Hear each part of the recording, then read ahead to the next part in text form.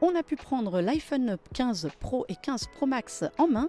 Eh bien, la petite révolution annoncée qu'est le titane est bien réelle.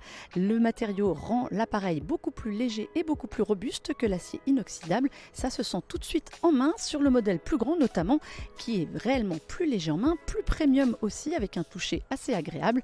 L'autre petite nouveauté, eh bien, c'est le bouton Action, celui sur le côté qui remplace le commutateur qui permettait de passer l'iPhone en mode silencieux. Désormais, vous pouvez lui attribuer une fonction. C'est très facile, vous allez dans les paramètres et vous choisissez l'option qui vous intéresse, que ce soit en un clic pour déclencher une photo, passer en mode ne pas déranger ou bien notamment utiliser la lampe torche.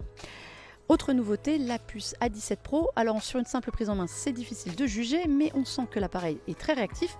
On a hâte de pouvoir tester, notamment sur des jeux annoncés comme Assassin's Creed Mirage, la prochaine grosse production d'Ubisoft, qui promet que ce sera équivalent à la version console. L'appareil photo, lui, fait mieux. Il s'agit toujours d'un capteur principal de 48 mégapixels, mais il sera bien meilleur en basse résolution, en mode low light, si vous préférez. Donc notamment le mode nuit va être amélioré. Et puis, il s'agit aussi d'une petite nouveauté sur l'iPhone 15 Pro Max. On a désormais un zoom x5 optique pour avoir plus de précision dans les photos, plus de détails et tout ça de plus loin.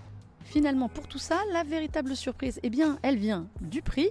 Avec un revêtement en titane, on pouvait croire que le prix allait augmenter. Eh bien non, il en est tout autre. Apple, cette année, a décidé de faire un geste et de baisser tous ses appareils. L'iPhone 15 Pro, désormais, démarre à 1 229 €. L'iPhone 15 Pro Max est, lui, à partir de 1 479 € pour 256 Go. Ils sont en précommande le 15 septembre et disponibles le 22.